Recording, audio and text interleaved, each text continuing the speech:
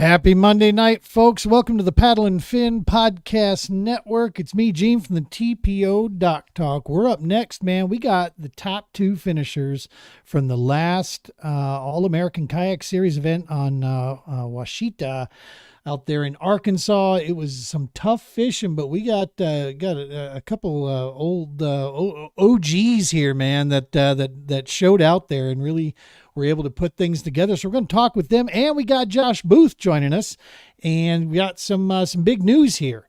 There's been some rumors buzzing around, some different information. So Josh is going to come here, going to talk about the All-American Kayak Series in the future. So hang with us here. Let's go ahead and get this bad boy fired up.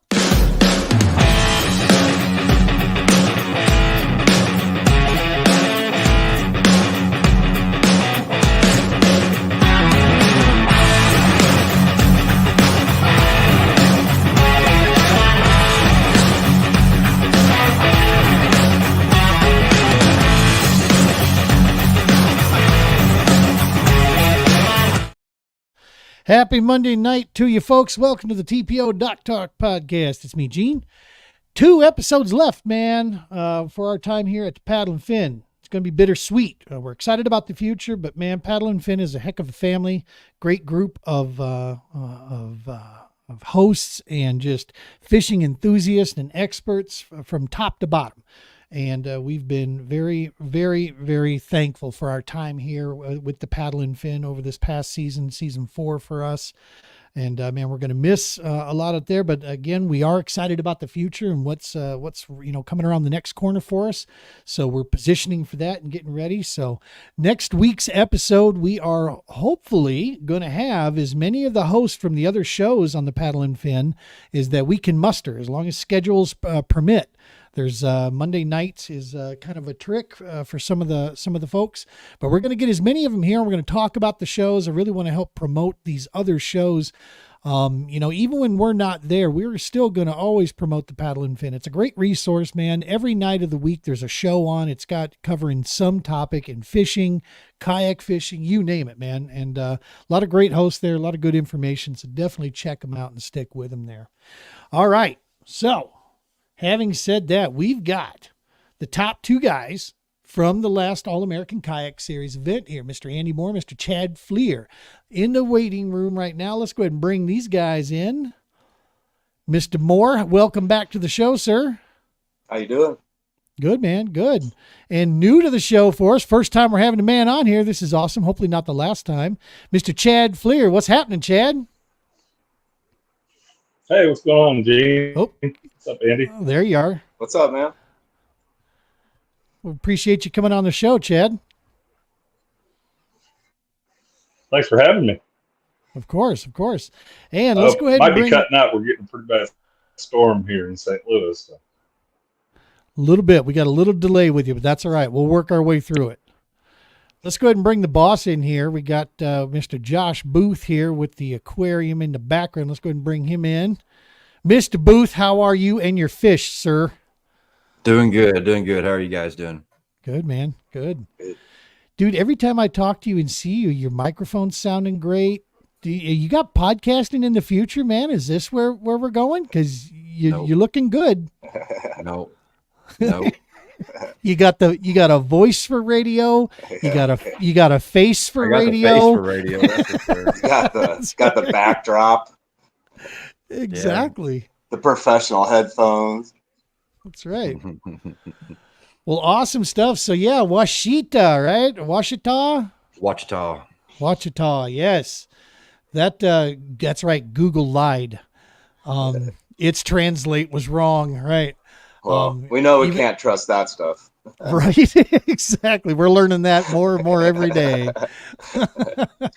But yeah, man. So it looked like the fishing was a little stingy there for some reason. Any idea on what that was about, Andy, as far as what was going on? Well, I would say the amount of bait fish, like it was insane, like everywhere. Like it was like raindrops. Like you'd be in a cove on day. I mean, it was kind of weird. The weather there was really weird. It'd be like super calm. It'd be super windy, and it'd be super calm. Like I've never I don't know if I've ever experienced like that before. Like all of a sudden you got 30-mile-an-hour winds and then it's dead calm. You could hear a pin drop. It was weird, but there was just bait fish everywhere. And I knew that there's no way I could compete with that. I tried putting on, little white swim baits, the white stuff. And I'm just like, you know what, I put all the white stuff away. I had no white because I also noticed there was a lot of green sunfish because the bass were kind of chasing those too, but they're just so much just bait that they were just keyed in on. So I kind of changed it up, used like black and different colors. And I think that really helped me catch the fish that weren't really on the bait fish. Showing them something completely different. Yeah. And a jig, crawdad colors, jig and stuff. But yeah, but it Nice. was definitely a grind pre-fishing. I didn't catch much at all, and they were all super small, and I was like kind of stressed a little bit. And then I hit a spot I hit 3 years ago on tournament day, knowing I could at least catch a couple, and then more pressure. You find out Jordan's not coming because he pretty much had AOI in the bank. All he had to do is probably catch one fish or two fish, and not finish last. And I'm sure he could have done it, but and then of course right when I get off pre-fish, I run into Micah, was right in front of me, and he goes, "Hey, it's me and you, man." I'm like, what? So right then you have extra, you have a little extra pressure, going into it. But yeah, no, it was a grind, man. So you and Chad, you guys sacked up the biggins. Chad, 20 3/4 inch, man. You ran the gamut. You had a 12-inch all the way to the smallest legal limit, all the way to that big bass, dude. You were covering it all. Yeah. I had to get with them. I fished harder than I've ever fished before. It was definitely tough, Were you seeing that weather drop and kick up as well in the area that you were fishing? Yeah. Friday I pre-fished. I didn't do very good. I hit the same spot Saturday, and it was weird. There was a lot of action on top, so I started throwing top water. Started working, and I just stuck with it. And I caught all my fish top water all weekend. Now, you're the Chad Fleer that owns Council Bluffs crankbaits, right? Yes, sir. That's right. That's right. So how many that 20 3/4 came on a Council Bluff crankbait? I'm sure of it. Yeah. I caught that long ear plopper that I always use. It's pretty much a staple. The reason I'm saying this, man, is that so in Colorado we don't get a lot of that. Okay, it's a finesse game out here. You can catch them on crankbaits, but just not. You're going to have a hard time in a tournament doing that, right? Because the guys are going to be on drop shot and they're going to be cleaning you up. But we went to Norton, Kansas, and I was able to fish like a full grown up man and throw a crankbait along them rocks there all day long, catching some of my biggest fish came on the crankbait. So yeah, man, that's awesome to see. It's some of the funnest fishing to me personally. I love that kind. Yeah, well, you can cover a lot of water, and I mean that's what it took. The other weekend you definitely had to cover water to find them. They weren't grouped up. Well, when I'm looking here, you guys were at the very end. You were only separated. So after day one, I can't see that on Tourney X. Josh, after day one, do you remember who was leading it after day one? Does anybody have a recall on that? I can pull that up, but I'm pretty sure they're all the Oh, go ahead. Yeah. Sorry, Josh. Yeah, I was going to say the Arkansas guys were doing really well, and I think that Andy and Chad only had 5 fish on the first day, Yep. so they weren't even up there. Wow. Nope. And you know what? And it really kind of came to my benefit, because I fished tournaments my whole life where your first day's 5 and your next day's 5. So I actually kind of approached it like that. I got my 5. So all I got to do is just go get my 5 the next day, which I've been doing for like 10 years, Yeah. So, and but you're a little intimidated, seeing all the Arkansas guys just instantly get their fish, but no, same thing with Chad. I caught my big one on a buzzbait on the surface too, and I actually caught most of my fish on day 2 on a buzzbait. Wow, that's awesome. That's fun fishing right there. It was, and I felt like crap. So you know my story, Gene. If you see me with one sock on, you know what happened in my fish pictures. So I had some I don't know what it was, the coffee or something. I felt like shit. And I get to the boat ramp. I'm all alone. There's nobody there. Pitch black. The clouds were low. It was really like gloomy and just like kind of eerie.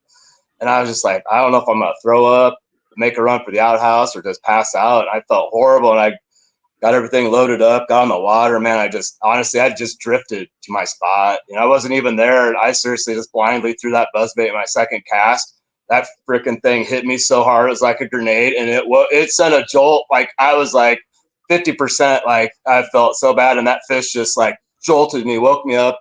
I felt like, oh my God, this is awesome. I felt so good. And I was like, I'm going to go out and kick some butt now.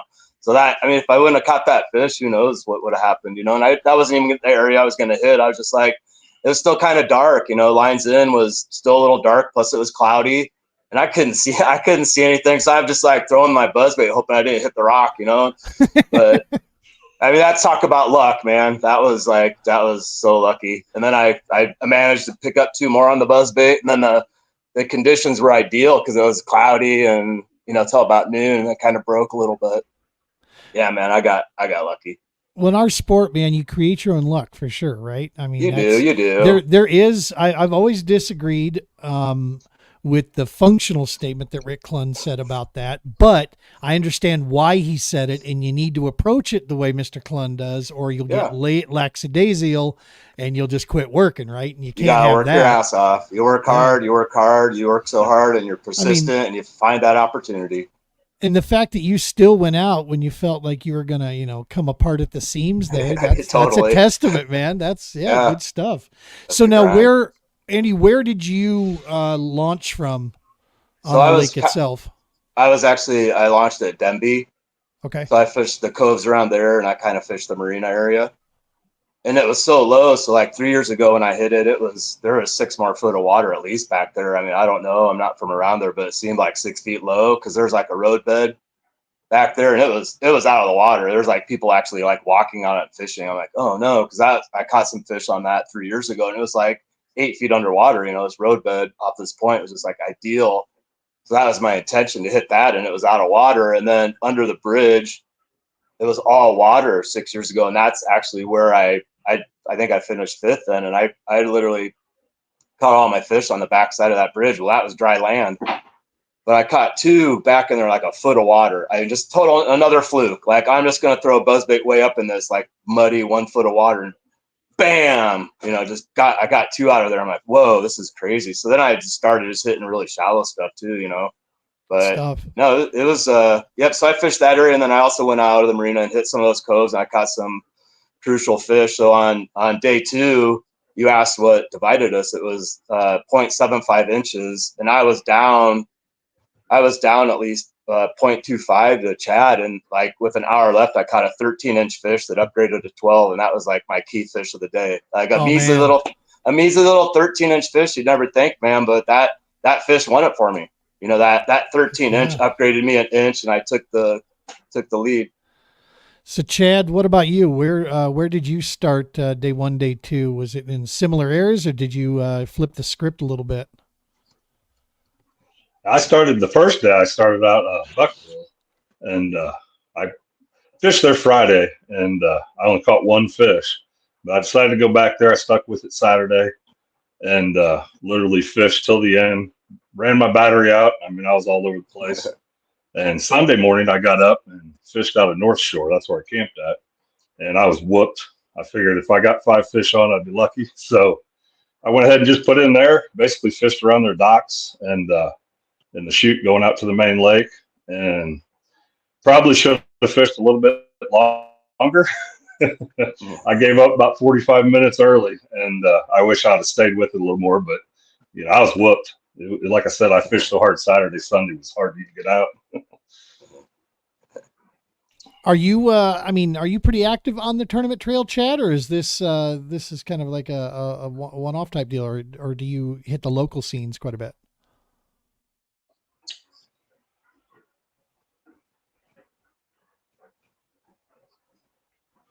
This was my first All-American, and I've been down there a lot, basically hanging out. digging crystals and whatnot around Mount Ida. I'd never been on the lake, so that was my first time actually on the water. And then I do fish a lot of Moyak. I try to get out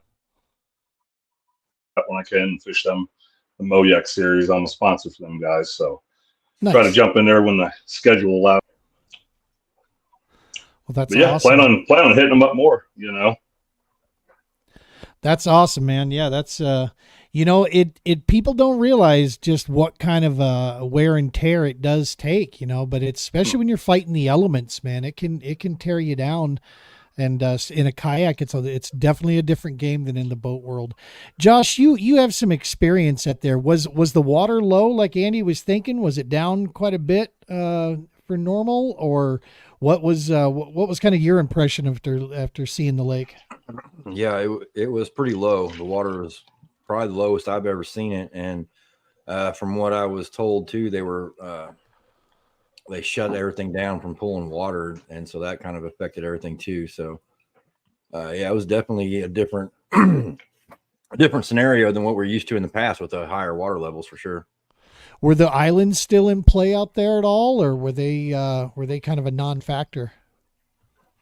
I think some guys were able to catch them on, but a lot of people were in some of the backwater creeky areas. Right. Playing shallow is what it sounds like was seemed to be kind of the good game. So Andy, when did you hit that 20? What was that, day 1 or day 2? That was day 2, like I said, right before like my second cast of the day, feeling like, oh right, that's right, the buzzbait. Feeling like I had Taco Bell, but I didn't, But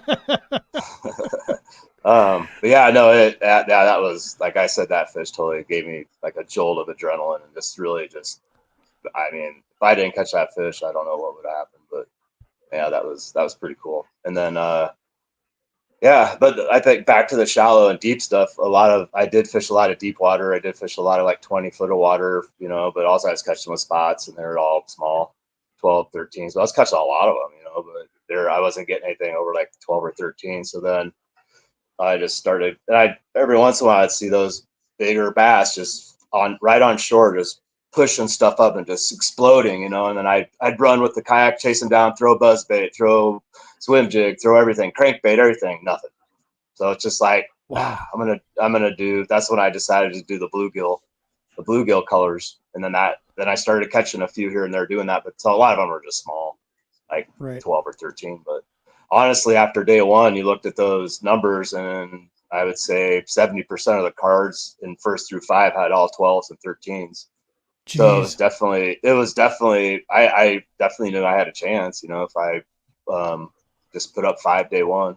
And then Micah, he only put up 4 day 1, because it was kind of a battle between him and I, too, like a little inside battle for, what could potentially be Angler of the Year. Right. And he only had 4, but he was saying like he did really good pre-fishing when it was really gloomy. He said he put up like 85 inches. I'm like, oh crap. And that I woke up, not feeling good. And then here's Micah's ideal conditions that he just told me about. I'm like, oh God, this sucks. Dude's going to go put up 85, 90, but he came back. He's like, he only caught 1. And I'm like, oh my God, are you serious? I was like, I totally thought you were going to have like a really good day. I'm sorry, but he's a good. I've never really met him before, I know of his name, but he's a cool kid. We had some good conversations, and really, really respectful and cool. Yeah, cool guy. So Mike is a good dude, man. I had a chance to meet him. I want to say it was Boothe, I think, where I met him, and yeah, he's a super cool guy, and definitely knows his stuff. Yep. There. Oh, for sure. And Chad, when was that 20 3/4? Was that day 1 or day 2 for you? That fish came on day 1, right after I ate lunch. It was about 12:30, 1:45. Nice. Love those lunch bass. And he actually came off a main lake point. I was out a little bit farther, and there was no real cover on it. It didn't even look good. I just kind of tossed it over there, and I was fishing that plopper like a popper, basically just ripping it and letting it sit, and they were hitting it on the paws. Second time I popped it, he wrapped up on it, and then it was trying to get him in the boat. He got wrapped around a couple stumps before I could get him in. It was a little tense there for a while. Yeah, hate that. Yeah, there's so much structure in that lake. It's unreal. Try being a finesse fisherman in stumps. Yeah, they're not fun. No. So was there a lot of in those channels in there? Was there a lot of deadheads in there, Chad? Were you finding a lot of laydowns, a lot of structure? Most of it was all vertical timber that I seen. I think all the stuff, the laydowns, it was all up on the bank, exposed. As low as the lake was. I really didn't find many good piles or anything like that. But I don't have live scope. I just got a cheap little fish finder I run off of. Same, yeah. Well, and like Josh said, with them not pulling current, if they shut the thing down, that's gonna definitely change the game when it comes to chasing bait and such. That's possibly why those bait were all locked up in some areas. Because when you got to fight that, what are you going to show them that they can't already readily get? Right? That's like. That's like running into, Golden Corral trying to offer food up. You know what I mean? It's like not happening there, No, it's like can't compete. Yeah, for sure. Bringing McDonald's in there or whatever. No one's going to touch that. Oh, you never know. Right. French fries are pretty damn good. I'd go for some of those over the Golden Corral's French fries any day. Dude, I have not eaten at Golden Corral in I don't know how many years. I don't think I ever have. I was just kidding. And now I have the strangest hankering for it. I mean, it's a buffet of all buffets, man. When I was a kid, that was the place to go. That was fancy eating right there. When my grandpa Sunday night took me to Golden Corral. Yeah, it was a special occasion. Yep. Here in Omaha, we had Bishop's. It was the same thing, just a big buffet. And that was like my grandparents' Sunday night dress up, and it's just this crappy little buffet. But it was going out, that was different back then. They went through the Depression, so that was fine dining back then, You knew it was special when the chef was out there cutting the meat, handing it to you, dog. All right, I'm just saying, you ain't gonna get that elsewhere. No, heck no. Good stuff. Good God, all four of us just dated ourselves right there. So Andy, you end the day 146 and 3/4. Chad right behind you at 146. And Chad, you were in the lead apparently, and Andy snuck you out with a 13-inch bass. Dude, that's like salt in a wound is what that is. I think it's service. I didn't get service where I was at, so I couldn't look at anything. If I would have seen that, I probably would have fished a little longer. But I had to leave early too. I had to pull out at noon because day one we had an hour and a half, and I had to drive all the way to Hot Springs for service.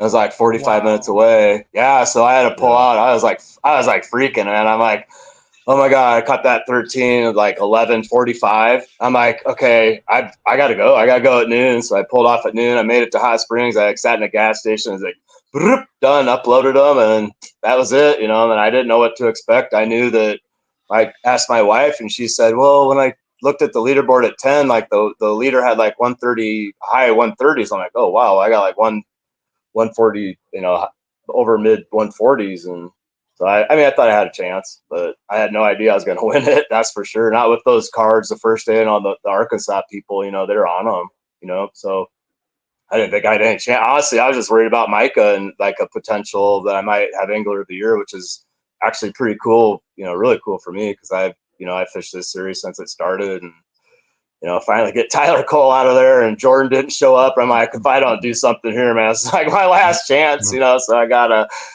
do it. So thanks Tyler for not fishing, and thanks Jordan for not coming. But I would have loved to fish with them. I'm not like kind of whipping out or anything. I love the competition, but man, those guys are hard to beat, man. Especially Jordan. Jordan has been on fire, and it just is so. It's making me better though, But he's on just a different level right now. But yeah, for sure. He's all smallmouth, anyways. Yeah, right? There's no big smallmouth down there. I knew he wouldn't come for that. He's like, I'm not gonna mess around with the little fish. He's up in Wisconsin still, I think, catching like 5-6 pound smallmouth. If Jordan would have put up a stringer of fish with 12s and 13s on it, he would have been absolutely losing his mind. He wouldn't even have submitted them. He probably wouldn't. He probably would have sent them out and just not even submitted. Yeah, I mean, he and Tyler's team name was the Dink Shamers. I know. I mean, Yeah. yeah, he likes hunting big fish. That's his MO for Yeah. sure. So yeah, we got Nebraska in the top spot. Missouri takes second spot. Arkansas. Then Kyle Christensen, Nebraska again, and then Arkansas. So yeah, you had a whole pack of them Razorbacks chasing you boys down, man. That was not easy. And I was looking at them the night before too, you know. But yeah, definitely adds to the mental game for sure, being on someone else's turf, you know. Now, Chad, this was your first All-American event with us. Give me your honest opinion on that 10 fish format. What, and you're not going to hurt anybody's feelings. What was your thoughts about that, on how that went? You know, I kind of look at it the way Andy did. Only catching one fish at pre-fish. I had 5 fish Friday, and that's all the fish I caught, or Saturday. And I caught 6 fish Sunday. One was a pickerel. So in all tournament days, I only caught 10 fish. That's what I caught is what I turned in. I didn't call one fish. I think it's hard. You know, it's definitely hard for guys to go out on a new lake or somewhere you've never been and figure it out and bag 10, you know, keeper fish. But I like it. You know, it definitely gives you, like the first day, you know, same thing. I thought, man, these guys are going to whoop us tomorrow. They got their 10 and all they're going to do is upgrade and, you know, we're going to be hurting. So no pressure. But yeah, I mean, I caught that big fish. And after that, I knew I did have a chance of maybe doing something, you know, making something happen. So that gave me a lot more drive for Sunday morning. And I didn't know what to expect. Of course, I switched spots, you know, just kind of giving it a coin toss. I figured if they were in the same spots they were Saturday, I'd be able to find them. Well, it wasn't even the same area. I mean, I was fishing deep water all Sunday, and it wasn't even the same, but it did work out for me. The 10 fish deal is, I think it's really great because, like you say, you go out and catch 10 fish the first day, and if you do good, you can relax the next day. Yeah, but pressure's off. For sure. Well, you know, and that's the thing, because the statement is on 2-day tournaments, the commonplace knowledge is you can't win the tournament on day one, but you can damn sure lose it. That's not the case with that 10 fish format, man. Mm-hmm. You're never out of it. You have an opportunity up until that last, you know, it takes roughly 2 to 3 minutes to catch a fish, get it photographed, and get it uploaded, right? So, you know, I mean, you start doing the math on that.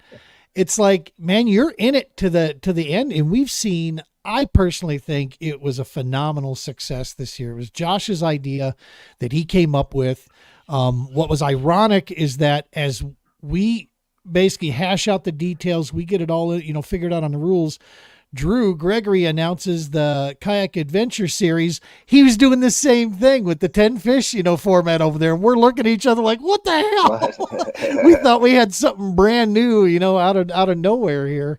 But yeah, it was, I think it was, you know, I know guys lifted their eyebrows at first, but there was no good argument as to why it was, you know, maybe negative. It's different. That's the hardest thing that we in our sport have to start getting over, is that it's okay to be a little different, man. Mm. It's okay to have different things to try, a different rule set a little bit. It's not confusing. It's not difficult. It's just a different way of looking at it. And I think it made exciting fishing. And I think it kept guys sticking around to Sunday to keep fishing because they still were in it and had a shot. Yep. So hats off to you, Josh. That was, I think it was a great deal. I really enjoyed it. And I saw all aspects of it. Like at Okoboji, I saw John Stickley catch one fish on Saturday. And on Sunday he was sitting right by me. He says, "Can I was like, yeah, there's plenty of room here, dude. You can just fish on that side of it. We're just fishing a point." And he kind of launched, and he was feeling really down. Like, he was kind of having a bad week he's just like, I was just going to go home. But I was like, dude, just come. You just fish right over there. You will catch some fish. Dude, he was having the time of his life. He caught probably 20 fish. Jesus. You know, and they're all big ones, 18, 19-inch smallmouth, you know, and he was so happy and so excited. So I saw that part of it, you know, and then this past weekend I saw the other part of it where you go out and you catch your 10 fish. And then day 2, you're still in it, regardless if you catch your 10 or not. So it's just, I loved it. I thought it was a really cool format. Definitely changed strategy a little bit. Because you can burn a spot. You don't have to save a spot, which I love, because that's one of the scariest things. Like, is going to be a bass boat on it tomorrow? Is someone else going to be there tomorrow? Are the fish going to be there tomorrow? So I love it because I could just fry. I just peppered, and that's me. I'll cover a lot of water pre-fishing, but if I can find a spot, I can just sit on and pepper all day. I will. I can just, that's kind of my game, and that's what I really loved about it. I agree with 100% of that. I like not having to worry about saving groceries for day 2, right? That's a good deal. So we got some people tuning in here on the YouTube channel. Mr. Justin Bricklin, what's up, brother? How are you, Justin? Good to see you, man. Home Lake, I think he is from the Arkansas area there, so he's out here in Colorado now. TPO team member Nick Wetherill, the weatherman, who just got off of his second place finish. He just picked off at Norton, which was awesome. And look here, Dave Raleigh says, what's happening, guys? What's happening, Dave? How are you, man? Appreciate you tuning in. And, we got another guy here. This guy's driving down the road. This guy's a truck driver here, old Jason Lovell. So he's probably in Pennsylvania, Kansas somewhere right now, driving down the road. He's always tuning into us out there. What's happening, guys? So the 800-pound gorilla in the room. This was a phenomenal deal. Before we get to that 800-pound gorilla, that's a big ass gorilla. It is. Makes me look skinny. Yeah, right. Oh, for sure.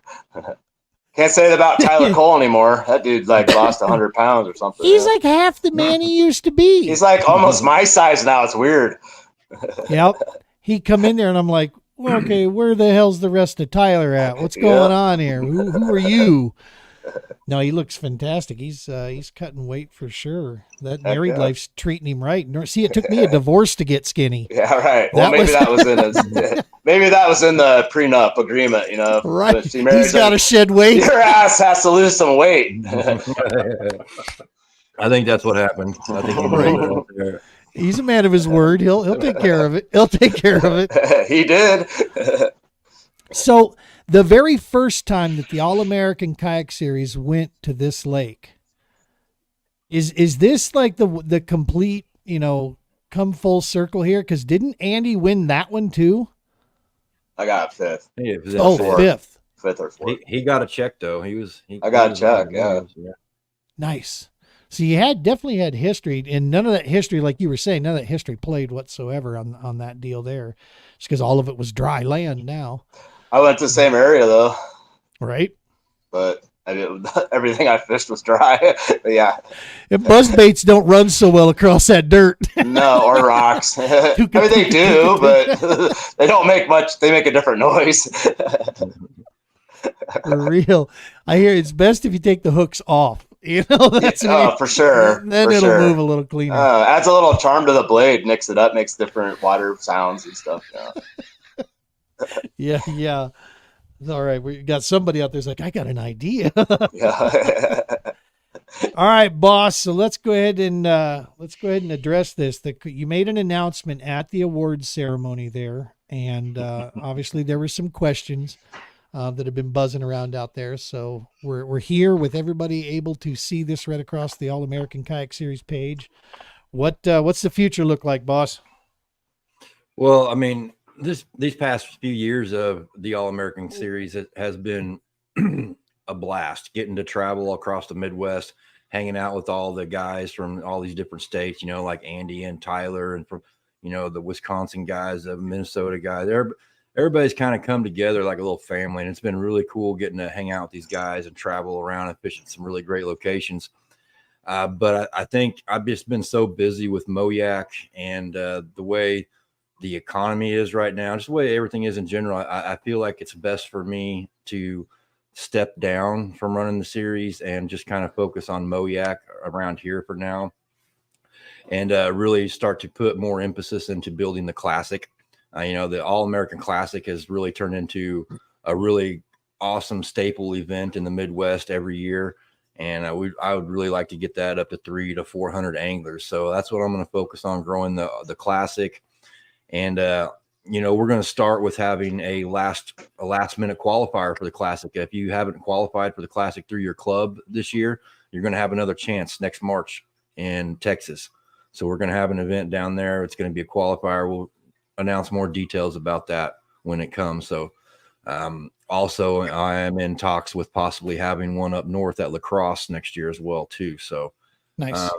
Still going to have a couple of events going on, but as far as the series goes, I'm going to have to step down from that and just kind of focus on MOYAC and stuff here. So that's kind of a sad ending, really. I hate to see it go, but I just feel like it's time. I always said that we were there to fill a void, and I don't really feel that void is there anymore. I think a lot of clubs are really stepping up and becoming bigger themselves. So they're giving anglers more opportunities, locally, as well as, Bassmaster's got Steve running it like a charm right now. I mean, the Hobie BOS is top notch as usual. And then, now Drew's got the Kayak Adventure Series, which is top notch too. That's an incredible series. I really recommend to everyone to check out. So I just feel like it's time to step down. Boss, and this is the thing, though, I want people to understand. I was the new guy coming into this, so a lot of this season was a lot of learning, right? And understanding what goes into putting a series together. If it were as easy as, hey, man, you should do this and it'll be just fine. Well, then I can guarantee you if it... Oh, we got dogs. Is that somewhere. my dog? That's my dog. I wonder dog. if it was mine. No. Oh, it can't be a squirrel. It's dark out, so someone's probably ringing. That was not a squirrel. That unless you got barking squirrels, man. it might be a Jehovah's Witness answering the door. I'm gonna go talk to him because I love talking to him. I'll be right back. Gotcha. You go ahead. I'm kidding. But I wanted to reiterate the fact that if it were as easy as most of the social media responses would make you think it is, it would be done. And it's not as if you have inexperienced individuals working, from all angles trying to make these things happen. But at the end of the day, the numbers don't lie, and so you have to, you don't want this stuff if Josh or myself, I'm speaking, and hopefully I'm not speaking out of turn, but if both of us had a shitload of, and Troy, if we had like a shitload of expendable money and we didn't mind, spending a bunch of money for, with never a chance or opportunity to make it back, sure, that'd be great. But just getting to these locations, this year, it was $500-600 just in gasoline, just to get there. To, grab a microphone, and talk to that. And so after a while, you got to start looking at those things, right? And Josh drives all the way to Minocqua. That wasn't the All-American Kayak Series paying that bill, right? To get there. That was Josh paying that bill to go up there and put that thing on. And so there's no shame whatsoever in the fact of, dude, you've done this for what, 2-3 years? The All-American's been going, or 4 years now? I think we started in 2020. Yeah. So 2021. 2021, I think. This is 2021. Yeah, 3-4 years. And some of the coolest people I've ever met, I've met them at the All-American, series for sure. It sounds like you got the game plan, brother. I wish there was something I could do.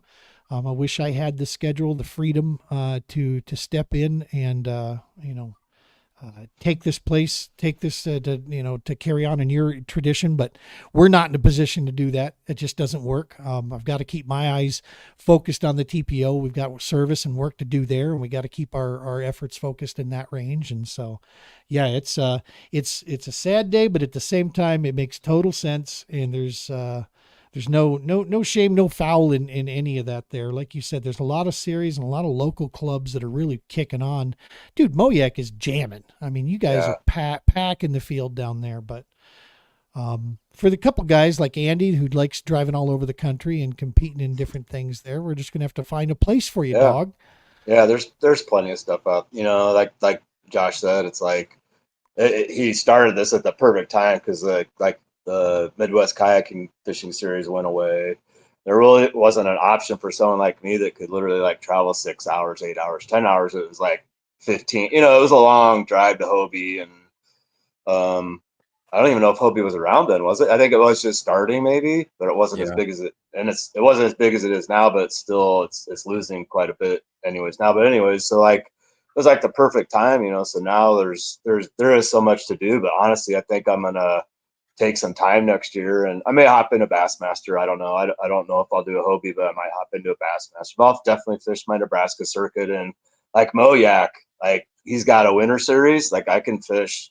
I mean, I was looking at Stockton. In November. And then he's got one in December, January, February. That's pretty cool for I'm a huge ice head. Ice fishing's my game, but hey, that'd be kind of cool to go down there and do that. I'm still driving. I love all those lakes. I'm getting better at them. So that's kind of cool too. And then, we have the sticks, the Nebraska stuff, and it's just logo. So, it's going to give me time to, take my wife places, because she sacrificed so much for me. Like all of our trips are all about me and me going fishing. And she's a great sport. She comes along, she has a kayak, takes pictures. She has a great time, but now we can go where she wants to go, but I still have to bring my kayak and my fishing poles, or I won't go. But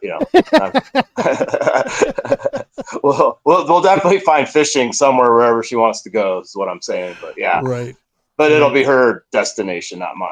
But Josh, I just wanted you to know, for me personally, I haven't had a chance to say this.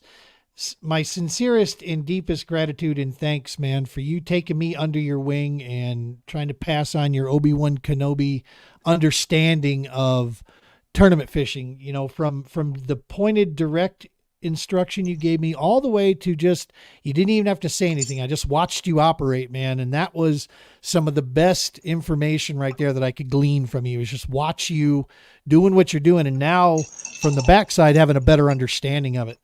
Brother, you've built some amazing stuff. Your reputation is earned as having the highest in integrity and just a fair judge of this stuff. And so from a lot of jokers like me, thank you, man, for everything that you did with the All-American. We know that the future, anything you dip into, I'm game. I'm listening to it. You put on events, I'll be watching.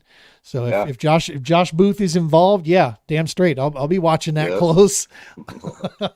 Thanks, Josh. Thanks, Josh. That does mean a lot. Thank you.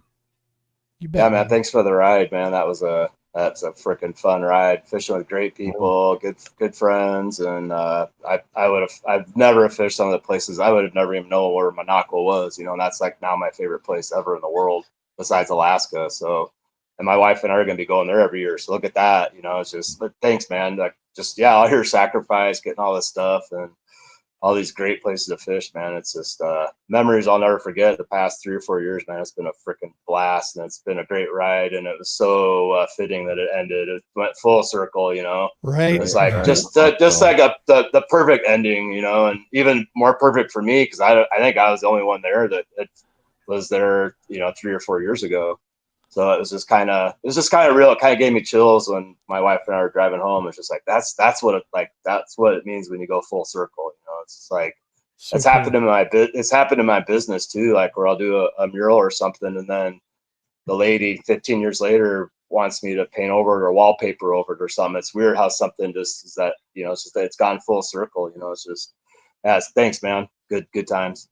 It was strange that it worked out that way. I didn't plan it that way for sure. I've been debating on this for months and going back and forth inside about what the right thing to do going forward is. And, I didn't even decide until a couple weeks ago, really. I figured it was the best thing to do. And it was just funny that Ouachita was the final event and also the first one. So congratulations to you too, because, that win at Ouachita gave you Angler of the Year.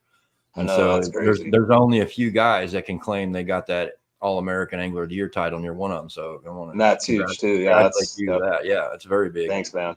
Yeah, that was huge for me. Thank you. Yeah, a lot of blood, sweat, and tears on that run. I was gonna say, dude, I'm sorry, but I'll damn sure come out and say straight up on it. That's right there, good karma. That Andy seals the deal on this, dude. You're one of the pioneers of our Yeah. sport, brother. Yeah. You have been fishing from north to south, east to west. You've been up and down the road. So this is cool that you locked that thing up.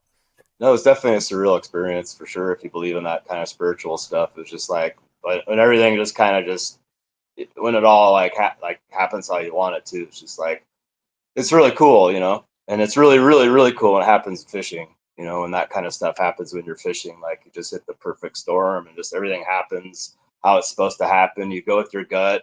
Like I had a lot of gut instincts in this past tournament, Ouachita, like tons of gut stuff. And I just told myself, because the last tournament, McConaughey or Nebraska, I fought my gut a lot. Like my gut was saying, go, go. And I said, no, no.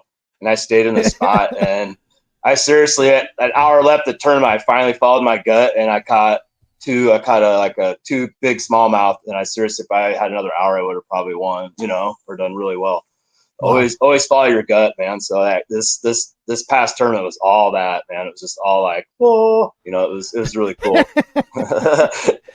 Chad, are you, and this isn't it for this year, though. We do have a championship that's coming up on deck that's going to be a big, big event, super, super fun at Table Rock. Chad, are you going to join us at Table Rock? You going to be able to make that one? Yeah. When is that, Josh? October. Next weekend. Oh, that is I'm kidding. No, it's not. October 12th and 13th. Yep. Unfortunately, I got a bass tournament, a Warrior Williams tournament that we sponsor, and I'll be fishing that about a red oak on Lake of the Ozarks that weekend, or I would come down and fish it for sure. I wish I'd have jumped in the series a lot sooner. I wanted to last year. My wife had gotten sick, and I stuck around and helped her out quite a bit, but I just haven't had time. But I like the format, and I like the smaller group of guys. When you're fishing against 10 or 15 guys, and the money's still there, I like that because I feel like I got a better chance of winning. For sure. Yeah, that was the story of this year for sure. Yeah. Right? Everybody gets a top 10 finish. Yeah. Well, and even when there was, 30, 40, 50, 60, we've had, a range of those. The money is what really separated, man. Josh has always had high payouts for the All-American, as good as any regional or national, series out there. The All-Americans always paid well. Yep. And we had the numbers. It paid down to like 6 or 7, but we just haven't had the numbers. So we paid down to like 3, 2, so that's pretty cool. Yeah. So we got the championship October. Oh, go ahead, Chad. I do plan on coming up and fishing the Classic though, for sure, this year. Hell yeah. Next May, I guess. I'll be there for that for sure. Nice. Well, I can tell you that at least one of the clubs so far that's put together their schedule here is already making sure that they're not conflicting with the Classic whatsoever. They're moving their dates around here. The CKFC has not released its schedule yet, but I'm sure they will be doing the same thing just because a lot of their guys, are going to want to try to make that again. That's always a special run each year. Yeah, I've also gotten word from the big series, like Bassmaster and Kayak Adventure Series, that moving forward after next year, they're going to leave that date open as available as well, so that there's no conflict anywhere, so that everybody can come fish it. Because I know Steve has mentioned wanting to come fish it, Drew wants to come fish it, so we're really going to start growing this sucker moving forward after this year. That's exciting, man. That is super exciting. October 12th and 13th, Table Rock Open Championship. If you're in the top 25 AOI, you are getting into this for no entry fee. For 2024 AOI top 25, you're in for no entry fee. But it is open. You can still pay your money to jump on in and come on in. So come join us, man. Get down here. It's Table Rock. If you've never fished this, you have to. And there is no better chance to come fish it than to come do it with the All-American. in my opinion, just because it's the least amount of pressure, highest amount of payback that you can get with that. If we get a good solid field in there, I know Josh is working on all kinds of fun stuff in there, to put together for us. So yeah, this is the event. We're going to have tons of giveaways and product from our sponsors, from Z-Pro Lithium and through the Moyak sponsors. And we're going to have a ton of product to give away. It's going to be a really fun event. The All-American side is open. Anyone's welcome to come fish it. And it is a 2-day event. So we've got the awards location all set at the Branson Recplex. There in Branson. It's a really nice facility, huge parking lot. We got full kitchen. It's a really nice area. So that should be a good one. Looking forward to it. Heck yeah. It's also turning fall now. I mean, it's been so miserably hot in Missouri for so long. And then just like a light switch hit today and the temperatures dropped. And so I think second, third summer, fourth summer is almost over. So we're ready to start our third or fourth fall. So that's how it goes here in Missouri. It heats up, cools off, heats up. But I think now we're finally going to start seeing temperatures start cooling down. And so that's going to start triggering them fish to really start fattening up for winter. Heck yeah. So we just had a question here. Now this one blows my mind a little bit, but you know what? I'm not going to be an internet guy. The question was, where's Table Rock at? Table Rock is closest to Branson, Missouri, Kimberling City. It is southern Missouri, right by the Arkansas. Down by the lower end down there. That's where you will find Table Rock. If you were to create a Mount Rushmore of bass lakes, you absolutely would have Table Rock in the discussion. You literally, there have been so many legendary tournaments had here over the last 60, 70, 80 years, whatever it's been. So many defining moments have happened on Table Rock for some of the biggest names in this sport, right? I mean, it is a beautiful, beautiful fishery down there. It is what Lake of the Ozarks, or it is what the Ozark area is all about. Table Rock kind of encompasses that. You name the kind of fishing you want to do, you can pretty well find it, man. There's the James that runs into it. Isn't there the White River that runs into it as well? Mm-hmm. That's the main river. Yep. Coming out of Arkansas. And then there's one more, I thought. Yeah. The James and the White are the two main ones, but you got several others like the Kings and Indian and stuff like that. For sure. Got a brother down here out of the Joplin area, Mr. Jason Ginger. Appreciate you tuning in, Jason. Much appreciated. That Table Rock is a beautiful, beautiful. I remember the first time I went there in a bass boat tournament, dude, I was starstruck. It was the lake. It wasn't the people. It wasn't the town. It was the lake that just had me googly-eyed the whole time. I mean, I was just driving around this thing with my boat and just, oh my God, I'm on Table Rock Lake. Yeah. And, as usual, the Ozark Lakes kicked my ass as usual, but I would love to get a shot on a kayak to get down there, because I've only been on it with a boat. So we'll see October 12th or 13th for the championship, Gene. We're doing everything we can to make that run, brother, for 100%. We're I got notification from the boss that I was starting to cut into some budget areas here, so we're trying to rearrange a few things and make sure that we're in a good position to finish the year out strong. Sell that trolling motor.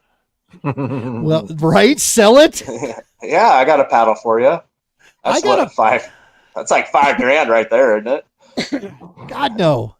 A used one is probably $800. Oh, okay. It shows you how much I know about them. Right, exactly. Right. See, a motor is cheap and easy, and it's good for fat guys. So well, that's why you're fat. Wow. Sorry. Yeah. No shit. Shots fired. Shots fired. I just pissed off all of Missouri right there, probably. No, I'm kidding. That's all right. I come back with all my socks on, Andy. All right. That's all I'm saying. Well, I came home with none, so normally it's one. I always have baby wipes on hand, so I don't have to worry about my socks. I know, man. I'm going to have a whole roll of toilet paper in my cab or my hatch now. Live and learn, but that's why I wear socks. Because I learned. Baby wipes work much better than toilet paper because toilet paper can get wet.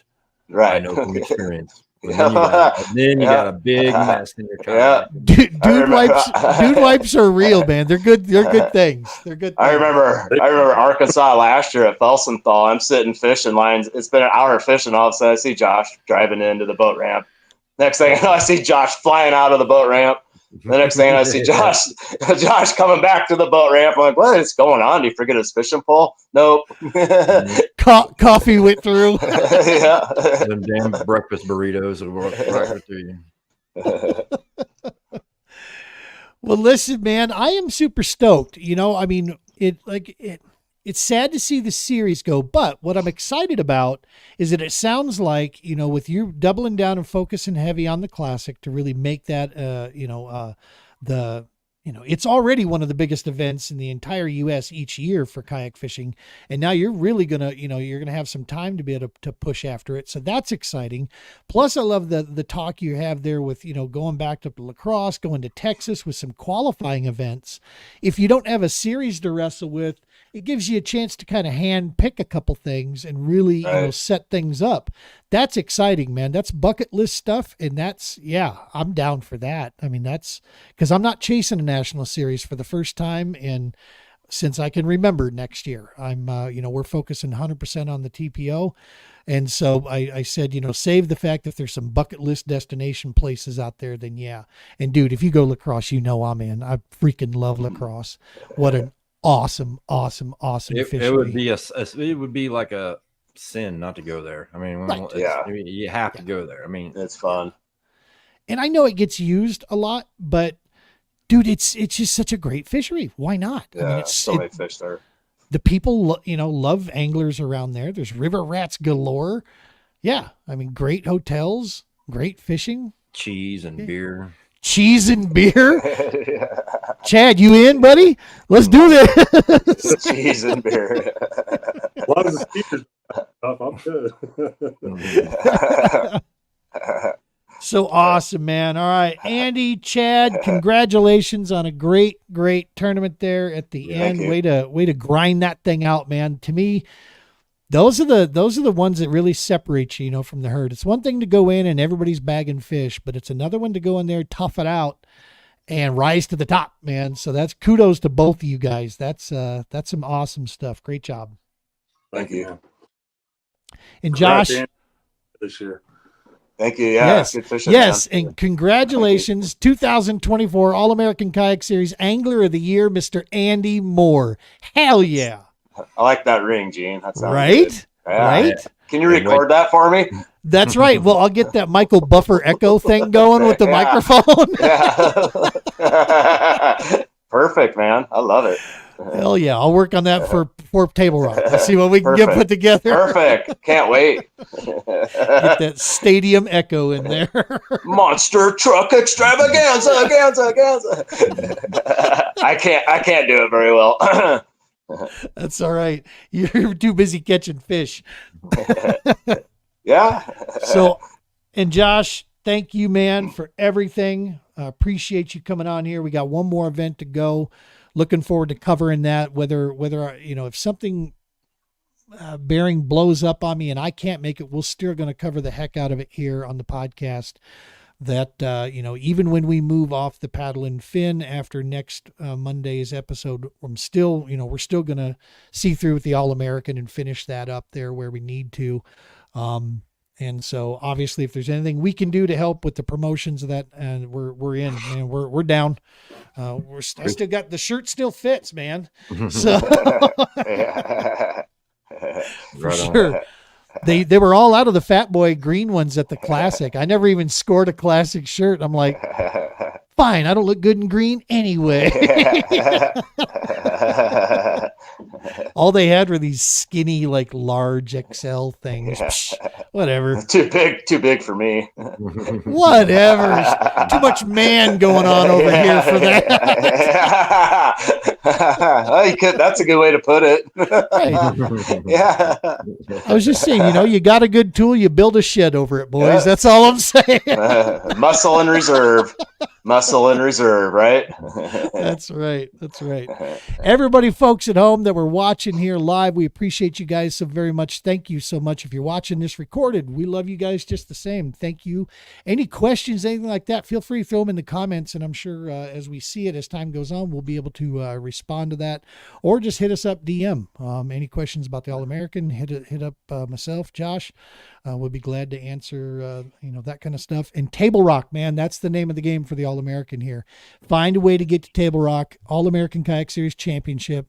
If you're top 25 and you don't use this, no entry fee, man, you're gonna really be kind of silly. You're gonna feel real silly if you don't use it in that top 25. So get on out there, and come join us on an awesome deal. October 12th, October 13th. Anything else, gentlemen? Did we remember everything? You guys want any parting statements here? I think you about covered it. Thanks For me. Appreciate you guys. You bet, Yeah, Chad. thank you. We'll I'll ping you up on DMs there, and we'll talk about Council Bluff there. See if we can have you come on, and we'll talk about your tackle and Yeah, man. some of that stuff there, and highlight some of the stuff. Yeah, I hear really good things about your stuff. It's the truth. Chad is an artist. He's maybe humble about it, but that he can paint a lure like nobody I've ever seen. I've seen a lot of people man. that have painted lures, and he is definitely the best by far. I'm gonna have to check your stuff out, because that's what gets me most of the time, because I'm an artist too, and I just buy lures because they're so cool looking. Go to his website and look at what he's got. Okay, You'll cool. fall in love, Andy. Sweet, man. I will spend some money for sure. That's awesome. Nice. That's right. Nice. Stony Floyd, I think's been wanting me, or he's one of your sponsors, I think, too. And I always see it. He puts it on this Facebook and stuff. I see it. It's really, really attractive stuff. So I will definitely check it out, man. Hell yeah. Thanks, brother. Hell cool. Yeah, man. Awesome. Folks at home, make sure to smash that subscribe button. If you're on YouTube, don't leave without hitting that subscribe button. Share the videos. Feel free to share, likes, all that good stuff on Facebook. Those two are the main things that really help us keep the mission moving forward. More people reach, the more chance it is that we're gonna stumble across somebody that's gonna help us along and keep getting people outdoors, man. That's the whole purpose of this. That's why we talk on the fishing. And again, if you're listening to this on one of the major audio platforms, thank you so very much. We couldn't do any of this stuff without you. One more episode to go, folks. Tune in next week. We'll have the Paddle and Fin hosts here with us. Hopefully, as many that we can shove in one room, and we'll talk about their shows. As always, tight lines and be safe.